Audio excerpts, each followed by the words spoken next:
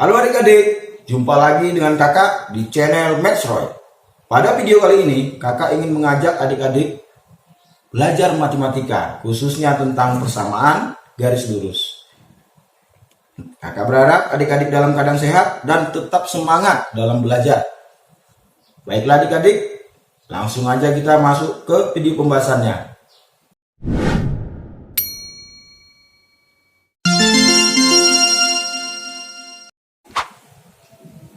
Baiklah adik-adik, kita langsung ya ke pembahasannya. Nah, persamaan garis lurus. Persamaan garis lurus itu sebenarnya adik-adik persamaan linear dua variabel ya. Yang kedua variabelnya itu berpangkat satu. Jadi dia mempunyai bentuk. Bentuk dari persamaan garis itu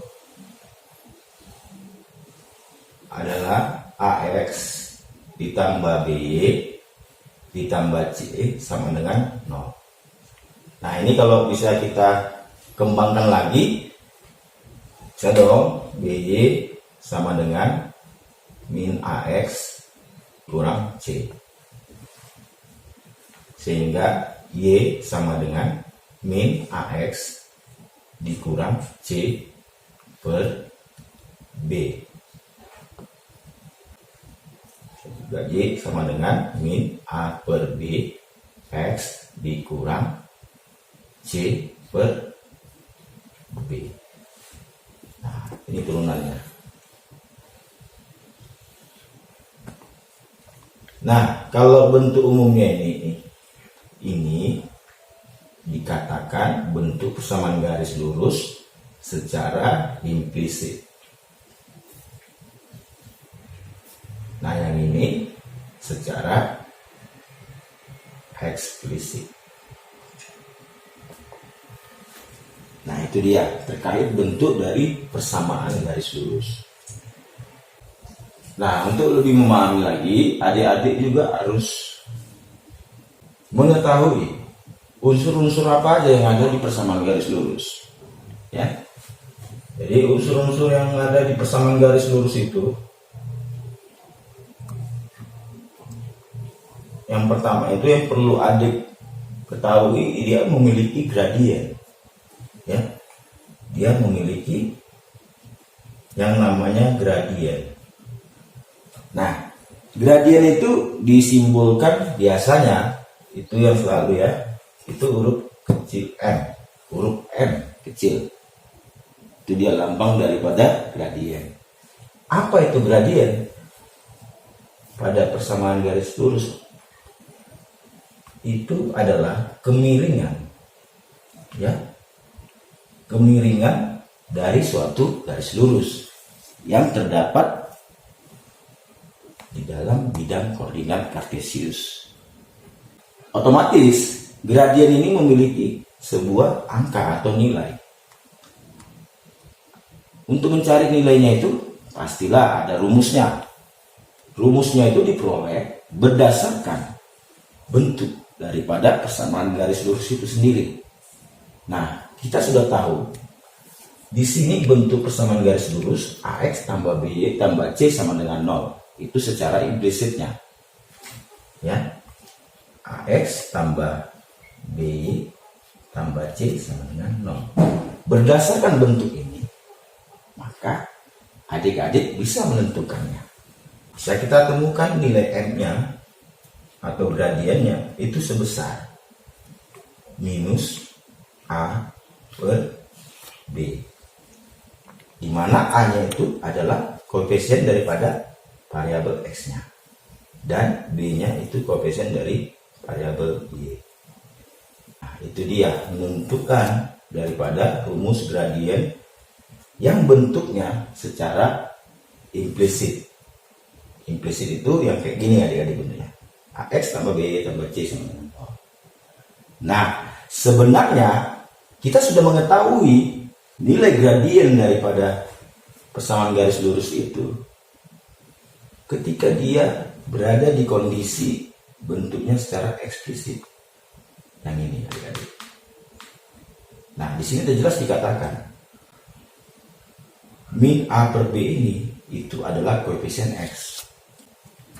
Nah, kalau kita terjemahkan lagi ini, karena M-nya itu min A per B, maka min A per B ini bisa kita terjemahkan atau kita ganti menjadi M. Karena M itu kan simbol daripada gradien. Apa variabelnya? X. Mx dikurang C per B. Ini C per B. Kita misalkan aja. Artinya sudah tahu kita min A per B itu adalah gradien daripada sebuah garis lurus. Ya, gitu dia. Jadi untuk menentukan gradien dari sebuah persamaan garis lurus. Contoh, tentukan katanya gradien dari garis 2x ditambah 5y ditambah 1 sama dengan 0. Nah, adik-adik gak usah ragu lagi, ingat aja rumus. Apa itu? Min A per B. Berarti gradiennya adalah min 2 per 5. 3x sama dengan y dikurang 4. Tentukan gradiennya. 3x sama dengan y kurang 4. Seandainya bentuknya seperti ini adik-adik, nah adik-adik ubah aja dia ke bentuk implisit atau eksplisit pun boleh. Kita ubah ke implisit aja ya. 3x, nah ini pindah ruas nih semua nih. Y sama minus 4 itu pindah ruas. Syaratnya apa? Tandanya harus berubah ya. Jadi minus y plus 4 sama dengan 0. Kembali dia ke bentuk AX tambah B tambah C. Sehingga bisa kita tentukan M-nya itu adalah minus buka kurung 3 per, nah di sini koefisiennya minus 1 tuh. 3 per minus 1 itu minus 3. Jadi kondisinya minus kali minus 3. Nah, jangan lupa dikali-kalikan ya. Minus kali minus itu positif. Jadi positif 3. Nah itu dia. Unsur kedua yang perlu adik ketahui dan kuasai ya. Perpotongan garis lurus terhadap bidang koordinat kartesius.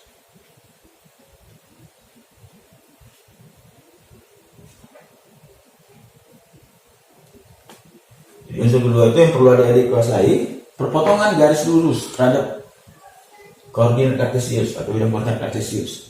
Maksudnya begini, adik-adik harus bisa menentukan titik potong garis lurus yang berada di sumbu X dan sumbu Y. Dia memotong sumbu X, kemudian memotong sumbu Y. Jadi adik-adik harus bisa menentukan titik potongnya. Nah, agar lebih paham, kita kasih contoh misalnya. Misalnya kakak punya persamaan garis 4x ditambah 5y ditambah 7 sama dengan 0. Bagaimana menentukan titik potongnya? Nah, garis itu akan memotong pertamanya itu di sumbu X ya.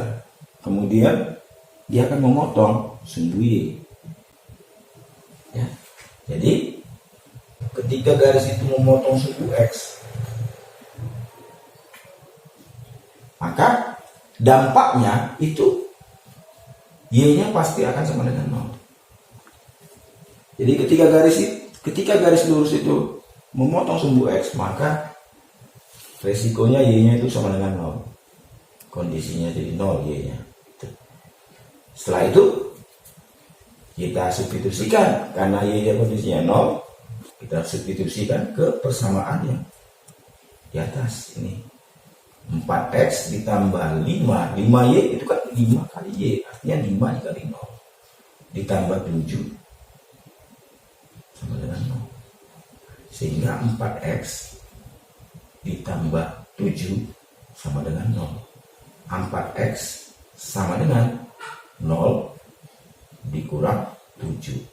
4x sama dengan 0 kurang 7 itu minus 7.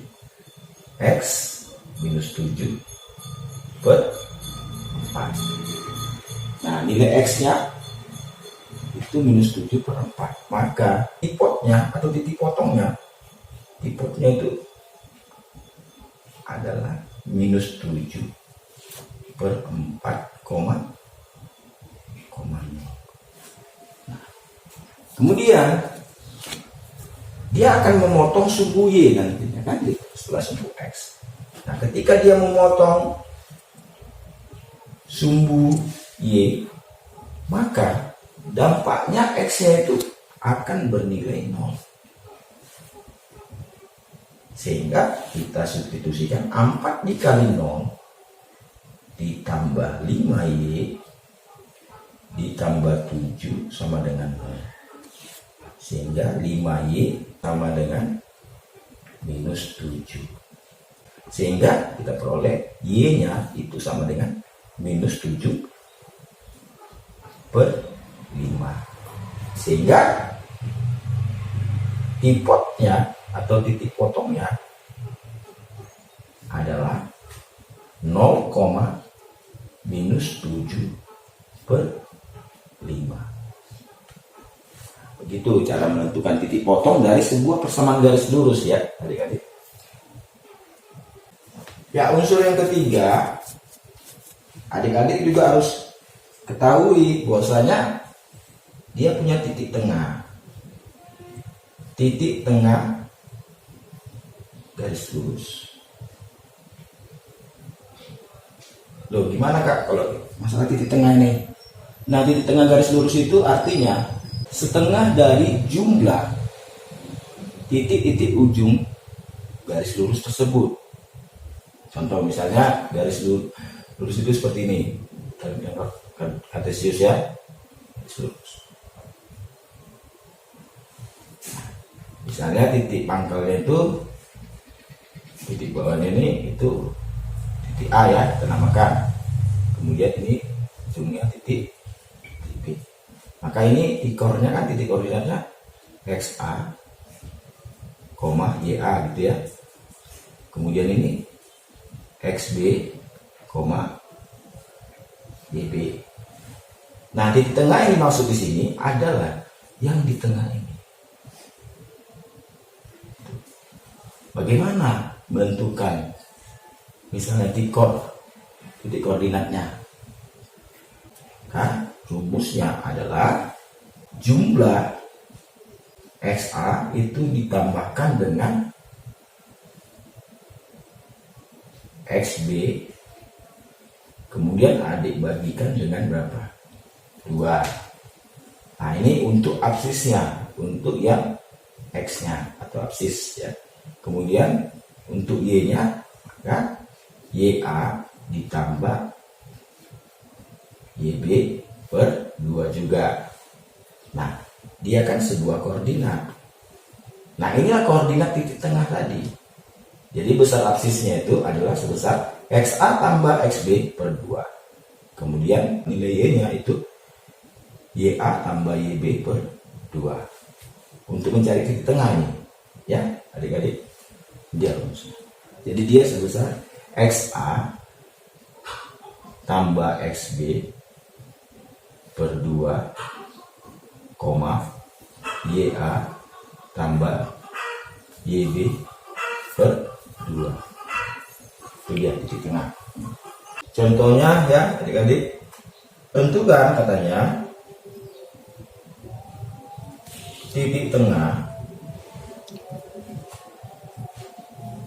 dari garis lurus yang melalui titik 1,3 dan negatif 5,4. Tentukan titik tengah dari garis lurus yang melalui titik 1,3 dan negatif 5,4. Jawab langsung aja, dijawab gini, pakai rumus ini ya. Kita anggap aja titik 1,3 itu titik A ya. Sehingga bisa diperoleh XA nya itu 1, YA nya itu 3. Kemudian titik negatif 5,4 nya kita misalkan titik B, sehingga bisa kita tentukan XB nya itu negatif 5, YB nya positif 4. Kita kan mau mencari titik tengah, kita pakai rumus ini ya adik-adik. XA ditambah XB berarti XA itu 1 ya. XA nya 1 ditambah berapa? XB negatif 5 per 2, YA itu 3 ditambah YB 4 per 2. Kita selesaikan. 1 ditambah negatif 5 itu negatif 4 per 2, 3 tambah 4 7 per 2. Negatif 4 bagi 2 itu negatif 2,7 per 2. Jadi kita tentukan jawabannya negatif 2,7 per 2 lah titik tengah dari garis lurus itu. Itu dia adik-adik, menentukan titik tengah dari sebuah garis lurus. Demikianlah tadi adik-adik video kakak. Semoga bermanfaat buat adik-adik. Bagi yang belum paham atau belum ngerti, boleh mengirim melalui kolom komentar. Nanti kakak balas dan kita akan bahas bersama. Tapi jangan lupa adik-adik, like, share, and subscribe video kakak. Terima kasih.